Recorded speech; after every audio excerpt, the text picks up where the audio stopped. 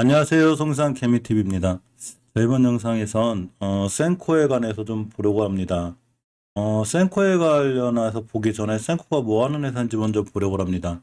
자, 센코는 국내 유일의 전기 화학식 가스 센서 기술을 보유하고 있고, 이를 기반으로 다양한 센서와 센서 기반의 가스 안전기기, 환경기기, 그리고 LOT 기기를 자체 개발하여 제조 및 판매하고 있는 이런 기업이죠.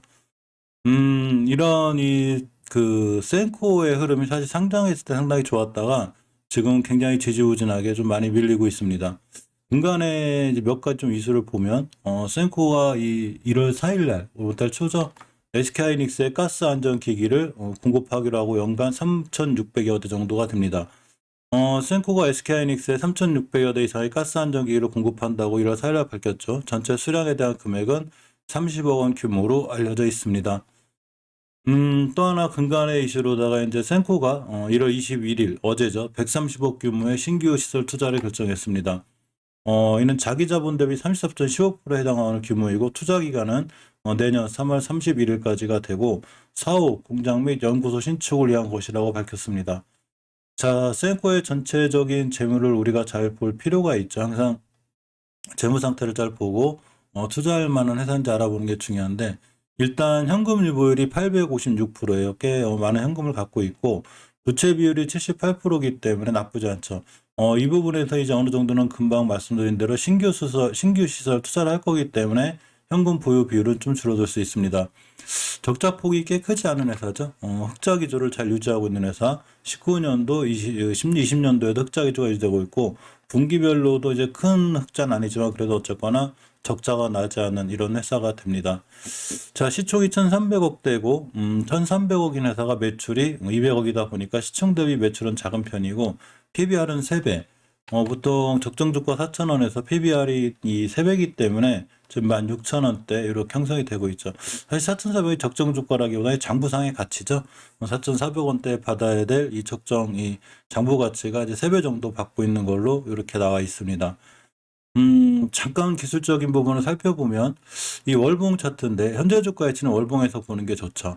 예전에 저점이 13,000원대, 상장해서 13,000원대 갔다가 고점이 33,000원대, 약 3배 정도 가까이 이제 급등을 하고서 이 이후에 꾸준히 계속 우하향을 했습니다. 중간중간에 꼬리 달고 급등하는 듯 해도 결국 장기적으로 봤을 때 굉장히 우하향을 하고 있고, 자, 주봉에서도 추세 전환과 턴을 해주는 5주선 위에 돌파 안착, 이거를 못 해주고 있죠. 사실 이거를 못 해주는 가장 큰 이유 중에 하나는 바로 우리나라 시장하고도 무관하지 않아요. 사실 더 크게 얘기하면 지금 미증시가 계속해서 우하향을 타고 있죠. 지금 금요일에도 좀 큰 폭으로 떨어지면서 아마 당분간 우리나라 증시에 크게 안 좋은 영향을 줄 수 있습니다.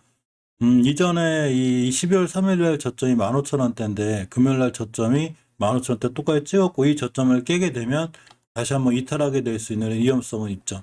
중장기적으로 봤을 때는 센코라는 회사 엉망인 회사가 아니고, 또 월봉에서 위치가 낮기 때문에 뭐 더 밀린다 하더라도 꾸준히 한 달 한 달 모아가면 이제 나중에는 다 수익권으로 돌아올 수 있긴 하지만, 단기나 단타 수익으로 들어가기 위해선 우리가 어떤 중요한 지표가 하나 필요해요. 그건 바로 거래량의 변화가 필요한데, 이렇게 보시면 거래량 변화가 좀 크게 없죠. 이때 241선 기준으로 이때 급락을 해서 옆으로 이제 완바닥, 투바닥, 다중바닥을 정도 그리고 있고, 아까 말씀드린 15,300원대가 됩니다. 이 주식이 이제 올라가거나 달려나가기 위해서는 충분한 거래량이 수반이 돼야 되는데, 아직 이 떨어진 길이, 즉 가격이 떨어진 길이에 비해서 이 거리가 작기 때문에 조금 더 옆으로 가지 않을까라는 생각을 해봅니다. 밑으로 더 밀릴 수도 있고 올라갈 수도 있고, 이건 시장 상황에 따라 달렸죠. 일단 장기적인 투자를 제외하고 단기적인 스킬 관점에서 말씀드리는 거고, 이렇게 거래량이 적기 때문에 이 밑에서 반드시 한두 번 매집봉이 터져야 돼요. 아직은 거래량이 이렇게 터지고 있지 않습니다. 거래량 터지고 이렇게 좀 쉬었다가 또 터지고 쉬었다가 다시 한번 이런 걸 모든 걸 압도하는 대량거래가 땅 들어왔을 때, 드디어 센코가 움직일 만한 위치에 있구나라는 생각을 하게 됩니다.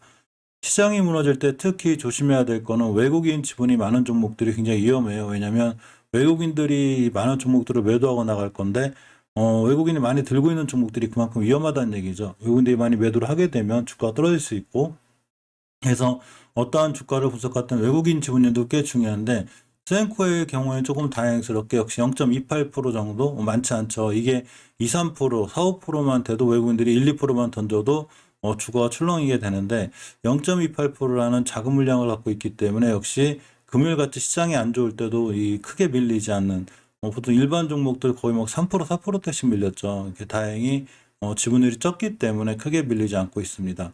또한 주식이 올라가기 위해서 누군가가 이제 저 같은 경우는 모든 종목에 세력들이 있다고 생각하고 그 주식의 주인이 있다고 생각하는데 이런 주식의 주인들이 이 주식을 끌어올리기 위해서 매집이라는 걸 통하고 올라가면서도 주식을 사게 되죠. 근데 올라갈 때마다 신용이 많다면 사실 굉장히 힘든데 실질적으로 신용 2.39%는 큰 비중이 아니기 때문에 센코가 올라가는 데는 아직은 단기적으로도 큰 무리는 없어요. 하지만 전체적으로 센코 하나의 종목보다는 우리나라 주식시장이라든가 전체적인 미증시의 영향으로다가 좀 크게 밀릴 수 있는 이런 위험성은 있습니다. 하지만 센코의 현재 이 월봉 차트는 좀 낮은 위치라는 판단이 쓰고 누구나 이 주식의 저점을 모르죠. 이 주식이 저점이야. 이게 저점인 줄 알고 샀더니 지하 1층이 있고 지하 2층이 있고 이렇게 됩니다. 따라서 하나 대형 영역에서 봤을 땐 21년도 11월 달에 저점이 15,400원, 저번 달 저점이 15,300원, 이번 달 저점이 15,500원입니다. 이 얘기는 센코가 15,300원대를 이탈하게 되거나 15,000원대를 강하게 이탈할 때는 좀 위험한 상황이 되고 물론 거래량 없이 살짝 이탈했다가 돌아서게 되면 이거는 이 정도가 바닥권이구나라고 생각하는 게 맞지만 이 15,000원대를 강하게 이탈한다거나 거래량이 실리면서 이탈하게 되면 굉장히 위험하죠. 하지만 이 다른 높은 종목들에 비해서는 시장의 출렁일 때 영향을 조금 덜 받을 수 있는 이런 상황에 있는 게 센코기 때문에 좀 더 메리트가 있는 이런 종목이 아닐까 봅니다. 물론 항상 이 영상을 찍는 건 이 종목들이 올라간다는 확증하에 찍는 게 아니고 현재 이런 상황에 와 있구나라는 개인적인 의견이니까 모든 투자에 대한 판단 책임도 본인에게 있습니다. 어쨌건 센코 우리가 보통 현재 주가 위치를 볼 때 월봉으로 보기 때문에 크게 높지 않은 위치 3개월째 지켜주는 15,000원대를 기준으로 대응하는 게 가장 적절한 방식이 아닐까 생각해 보고 이 주식이 급등하거나 올라가기 위해서는 그 전에 먼저 매집봉이 터진다든가 거래량의 변화가 생겨야 되는데 아직은 그런 거래량의 변화가 없기 때문에 지지부진하게 좀 더 옆으로 갈 수 있고 만약에 내일이라도 월요일이라도 다음 주라도 거래량의 변화가 생긴다면 이때쯤부터는 아마 올라갈 수 있는 확률이 좀 들어오지 않을까 생각해 보죠. 이런 날도 이렇게 이제 급등했었는데 SK 하이닉스 납품권으로 거래량의 변화가 크게 없죠. 이렇게 상당히 압도적으로 들어와야 돼요. 그래야 거래량의 변화와 함께 올라갈 수 있기 때문에 센코는 지켜보다가 그런 변화가 들어왔을 때 매수하는 게 제일 좋지 않을까 이런 생각을 해봅니다. 근간에 이 센코의 투자자매의 동향을 보면 사실 거래량이 너무 없기 때문에 이런 투자자매의 동향이 크게 영향을 미치진 않아요. 자, 외국인이 빠져나갔죠. 지금 외국인이 우리나라 증시를 계속 매도하고 있기 때문에 그리고 개인 또 기관 투신이 이틀 정도 약간의 매수세가 있습니다. 물론 이러한 매수세가 이제 크지 않죠. 기타 외국인도 매수세가 들어왔는데 이 거래량 자체가 크지 않기 때문에 이런 수급이 주식에 바로 급등을 말해주진 않아요. 지금 보시면 거래 뭐 만주, 15,000주기 때문에 굉장히 약하죠. 근데 어떻게 생각해 보면 중장기적인 관점에 봤을 때 거래량이 약할 때 매달 조금씩 사모으는 이렇게 되면 사실 주식에서 실패할 확률은 거의 없죠. 한 번에 몰빵하지 말고 거래량 이렇게 보이면 있어 보이는 것 같지만 사실 거의 없는 거죠. 만주, 15,000주기 때문에 이럴 때 바닥일 때마다 조금씩 매달 뭐 이렇게 뭐 한두 달에 한 번 이렇게 매수해 놓으면 결국 평단가도 낮아지게 되고 나중에 이 재무적으로만 튼튼한 회사라면 즉 상장 폐기당하거나 이렇게 위험성 있는 회사만 아니라면 결국은 나중에 좋은 이 수익을 줄 수 있는 확률이 있습니다. 주식은 항상 제가 말씀드리지만 월봉 높은 데서 사는 게 아니라 낮은 데서 사야 승률이 크게 나죠. 이런 관점에서 봤을 때 생각보다 현재 주가 가치는 높지 않지만 어쨌거나 바로 뛰나갈지 우리나라 증시 영향을 받아 무너질지 모르는 거기 때문에 평단가를 낮추기 위해서라도 한 번에 몰빵하기보다 꾸준히 사는 게 좋고 수익이나 단기 단타로 접근할 때는 아까 말씀드린 대로 거래량의 변화가 생길 때 들어가는 게 중요하다는 것만 명심하시면 될 것 같습니다.